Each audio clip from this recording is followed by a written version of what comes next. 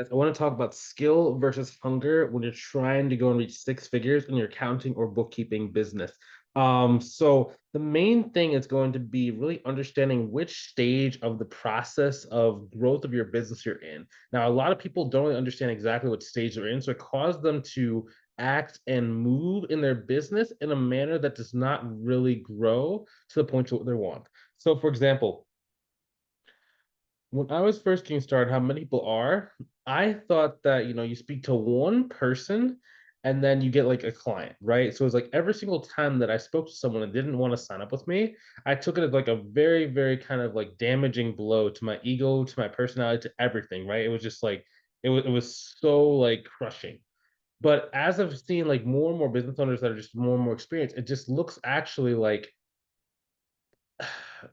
for example, for myself, I generally face the reason why I make way more money than most people watching this video, at least in my business, right, is because I go and I just get the number of rejection you take in a year, I take that in about 3 to 5 days, right? With the number of people who we book a call with, the number of people we speak to, the number of people we have like in our social media profiles, the number of people who our ads are being seen, right? So our ads are being shown to, I have an ad that has about it's been about a month old. It has 57,000 people have seen it, right? And for example, it's an ad that gets people to like follow me on Instagram. So 57,000 people have seen it. It only brought in probably about, let's just say about 1,000 people. So it's like 1 out of 57 people actually say yes. That means the 56 other people that ignored it have rejected us, right? So it's not the same as like being rejected on the consultation call. I understand that.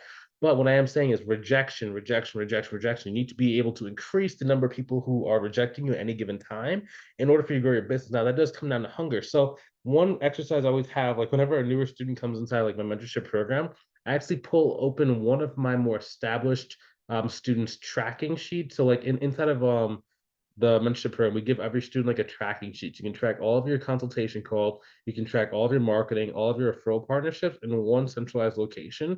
So anytime that you say, "Hey, Bryce, I need to grow faster," or maybe something's not working the way I thought, or like what's up, or they just want like some feedback, I just say, "Hey, show me the document, show me the spreadsheet." They show it to me, and I can go and pinpoint very quickly, like, where is the bottleneck? Do you just need more leads? Do you need to go talk to more people? Do you need to go find better quality people?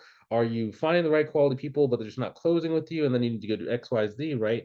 So it's just like a really good kind of metric and a graph for someone who's more experienced than you to be able to look at what you're doing in your business and tell you how to go and make which levers to pull in order to make sure that you're getting better results and you're getting faster results.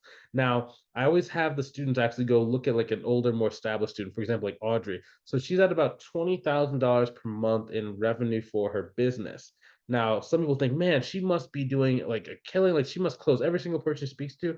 No, she actually has about, I think it was about 160 to about 200 people who have previously said they were looking for a quote and they said, no, not right now. Now, she does have a wait list as well. So she does have a whole bunch of people who are kind of like waiting in the wings, who she's already signed a contract with. But the level of people who she needs to speak to in order to kind of get to that thing, and yeah, she's been in business for, 2, 3 years at this point, right? So it wasn't all like all in one day, but if you're trying to get to like, 20 grand, 25 grand, 30 grand a month, the number of people you need to speak to and give a quote to just goes up drastically, right? So that's about hunger. Now, there will come a point to when you're about like at 5,000, $7,000 per month where you will start needing to switch and like flip over to being more skilled. So a good example of this, and even like the hunger point before we move on, is one of my students named Hillary. So when she first joined the program, I told her to do this type of campaign. I gave her like a template to use and like put in like this one location on like LinkedIn. She started doing it to a different place. Like she started emailing people that same template, and she ended up getting like two clients. The first one paid her like I think $1,700 a month. The second client ended up paying her I think it was like $2,300 a month, right? But it was like off a thing, and she actually interpreted incorrectly. She was just hungry. She just wanted to take that one template I gave her, and she wanted to send it to a million gazillion just people, right? So she could get her name out there as fast as possible. Now, I don't say like you have to go take the shotgun approach. I'm not saying that, but in this case, she was so hungry that she took the thing that works and she just had so much belief in it that she actually went and got the results with it. And it's just like that hunger level is the thing that's missing for most people. And that's why like I don't know if I should say that. Some people ask me, like, why would I pay money for a mentorship program when I could just go learn this stuff myself? It's like I can't tell you the number of people who have had the same information I've had, and they've, like, watched more YouTube videos and know more stuff about business than I do, but don't make any money. The reason why is because they have no skin in the game.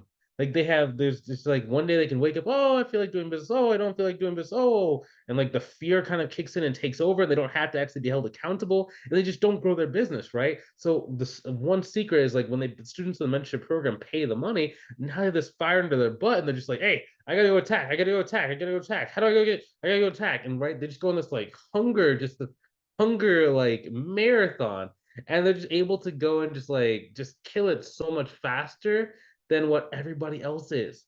That's the main reason. That's the thing that gets people to just move so quickly. And it's like that's the secret.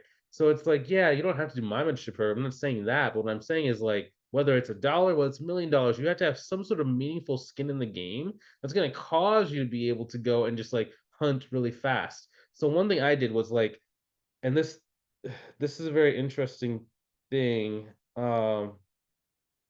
Sorry, I get a weird message from my CRM. But so like at first I was just investing a lot of money in courses, right? So like I would always invest in course. I would like put in $1, get like $7 back. Almost every dollar I put into a course, right? And I just kept reinvesting. Now there does come a point to where like buying a lot more courses or masterminds doesn't really have that big of effect. I mean, I've already spent probably about 235K on like mentorship and masterminds and like different like HR kind of programs and stuff, right? But it's like at this point in the business, like there's not that much stuff that we don't really know. At this moment in time, it's more about time and just like how much do I want to actually spend on ads versus how much do I want to grow versus like do I like my current lifestyle and things like that. So one way that I kind of do to go and stay hungry is that I just like try and put more and more in like either investment account or try and go and buy more real estate properties or try and buy, more like insurance policies, right? So there's always something I'm putting my money in. So at the beginning of the month, I always feel like I'm not close to zero, but it's like I need to go and make money in order to keep, just staying alive and paying the team and just fueling it. So I'm playing like little games with myself to keep that hunger alive because one of the worst things is like when you have, your investment account, you have your 401k, you have your insurance, you might have some real estate policies or whatever, right? And your business is growing and you have like, an extra 100,000, $200,000 sitting in cash inside your bank account. The first time I had about 150 thousand dollars inside of my personal account. Oh my gosh, you would have thought I was like 70 years old the way I retired. Like mentally, I checked out. Like I didn't. I was like, yep, I'm done. I don't care. Someone will pose an objection in the call. It's like, okay, whatever. Have a good life. And it's just I didn't even care, right? But my business ended up like kind of like going like at a downward trajectory for a little while. And yeah, maintained for a little while, but it's like the point to where I could have been now if I didn't take that like 6 months off is drastically different, right?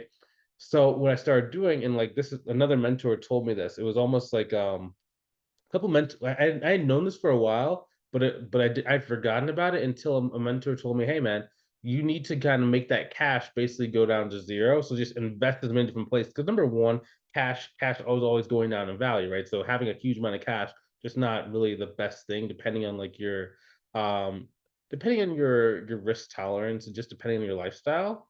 And maybe in the future, I'm gonna start talking about like wealth and different things that I'm kind of learned and learning around that topic. Um, just different things that have kind of like worked for me and worked for some people I've helped. Now I'm not like a financial advisor. Maybe I might go and like get a license in the future as I like master that stuff, right? Um, but long story short, it's basically like you got to make sure that you don't have that much cash sitting inside the bank because the more cash you have, and like when you start having, like 10 years, 20 years worth of expenses just kind of like paid for, it's just kind of like, what do you do? And you just kind of slow down. At least that's what it was for me. So really finding those little games that you can be hungry with, that's been like really just a game changer for me. Um, Next, you're gonna start transitioning to skill. So skill is more of like when you've done enough calls to kind of feel like if this person puts this answer on my qualification survey once they book the call, they're probably not gonna buy. If this person says this on the consultation call at minute like 15, they're probably not going to buy, right? And if I do say this at minute 15, unless I say X, Y, Z to kind of counteract that and make sure that I kind of resolve that different belief they have that's like kind of false, right? They're probably not going to buy. But if I can do it, then I will be able to go and convert a much higher percentage of the people that work with me, right? And once you start knowing those metrics, you're able to take a lot less volume and a lot less activity, and you just grow your business way faster. So a good example of this is one reason why we give all of our students in the mentorship program like a sales script so you can like be on consultation calls is because I've already thought about almost all the objections I've had to face, both on the accounting bookkeeping side, whether you're selling cleanup, whether you're selling monthly bookkeeping, whether you're selling like tax planning, whether you're selling like accounting setups, and even on like the mentorship side and more like the consulting side, where it's more of like tax strategy and things like that, right? We've already had all these objections, and like one day I just got tired of like having to face all those objections at the end of the call. So I basically like went and like worked with like these like really, really killer salespeople who are bringing in like $1 million a month in volume to like this other company. So I basically said, okay, so how are you guys doing that? Like how are your calls so short? Why do people want to work with you? Like what makes this thing kind of work so easily for you? And it came down to pre-handling objection. So there's basically a set of like 6 objections you're gonna get: time, money, partner. You're going to get value, which is similar to money, but it's slightly different. You're also going to get like smoke screens, right? So smoke screens are not really an objection, but it is something you need to handle, right? In order to go and get one of the other 4 objections that are going to be popping out at you. Now, once you're able to do that, then you kind of know what those buckets are because you just heard it so many times on these calls, right? Like at this stage of the game, I think I've done about I think it's like 2,200 consultation calls. I don't really take as much nowadays because I mean we only accept about 10 to 12 people a month into like the mentorship program. So it's just number one, I don't do those calls as much anymore. Like if it's like a certain case and the person's like has a very established business, then I'll do that call. But it's just kind of like at this stage of the game, working with clients and working with mentorship student participants and working with existing accounting clients is more important than taking like sales calls, if that makes sense. Because just like the better I do with my existing clients, the easier sales calls are in the future, the easier everything is, right? Because a lot of my content I make is based off of like what's either going on in my life or what's going on in, like my mentorship participants' lives. So all that to say is I started to say, okay, so I know that this person says that they're going out of town in 2 weeks, right? That's going to come at the end of the consultation call when they try and use that to say why they can't get started right now. If it's they have like a board of directors, if they're like a nonprofit, right? That's gonna be something that we have to like kind of deal with, right? You might have to schedule a follow-up call, or you might have to schedule a follow-up call before you ever do your price drop, right? Because then you know that they're going to inevitably have to talk to the board, or you can even do an objection handling reframe where you basically ask if they can actually make decisions without going to the board first, right? In some cases, they might say yes, and you can take the call to the end. If they say no, you might have to do some counteractive measures. You might have to go and say, okay, so what will you do if the board says no? What will you do if the board says yes? You just kind of like really get to understand that. And like I have a lot of different videos on this channel to talk about like how to do objection handling for different types of services you're selling, whether it's payroll, whether it's QuickBooks training, whether it's tax planning, whether it's monthly bookkeeping, whether it's a cleanup, right? So you don't really have to worry about those objections when you face them. Um, but that's where the skill comes in because you don't have to do as much work, right? Even like for example, I told you Audrey has about 200 people that are following up with her. The skill set in that is knowing how to follow up with them without being pushy, without being judgy. So you have a certain percentage that's kind of with you every other like 6 weeks, 6 months, 6 years. And you kind of know your numbers off the top of your head, and you just kind of know like, okay, so I know that if I talk to this person, I just have to send them 6 more messages over the span of the next like 3 weeks, the span of the next month, or a span of XYZ time, and that person's going to want to get started right away, right? And then once you know that number, you don't have to be running around frantically like a chicken with its head cut off. Um, and yeah, that's when you start getting like more skill sets. So for example, like Lori, like one of our students' name is Lori. She went from about I think she had one client for like $300 a month. I'm not laughing at her, but I'm just saying just how far she came. And then it took her about 60 days to get to about $8,600 per month. By about 90 days, she was already about like I think like 11,000. It was either like 10,700 or like 11,100 if my memory serves me correct. But that came from learning how to do her consultation call because she'd always be in front of like business owners, but they would either say like no or they like say like I need to think about it, and she doesn't really have a good way to properly do her consultation calls to prevent a lot of those like challenges from coming up. So we just gave her a better script, right? So like walked her through how to have to go talk to the people a little bit better. It walked through how to go and get better quality authority. So that when you try and do your objection handling, it makes it so much easier for them to listen to you, trust you, and then go with what you're saying for them to do. And that's really the secret to really doing consultation calls correct. Just having a plan of action, knowing exactly what you're going to go, and being able to tell the future. So being able to know exactly what they're going to say before they say it, so you can actually steer the conversation in the correct direction, so they never actually end up saying that. Right? You essentially change the future by knowing stuff from the past. Crazy, man. But yeah, hopefully learn something new.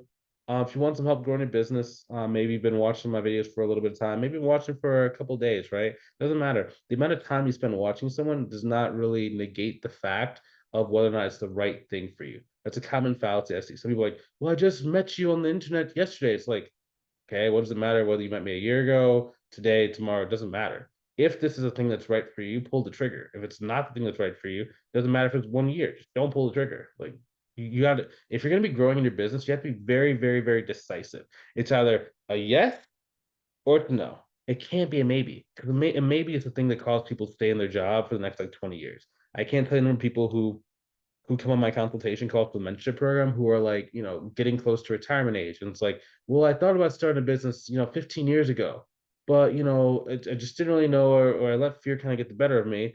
And it's like, well, now I'm getting close to retirement, but I don't quite have enough to retire comfortably. So I need to get something started. It's like, nothing wrong if you are in that position, but it's like if you're younger, like some people would kill to have the amount of time and the amount of like risk tolerance that you have if you're younger.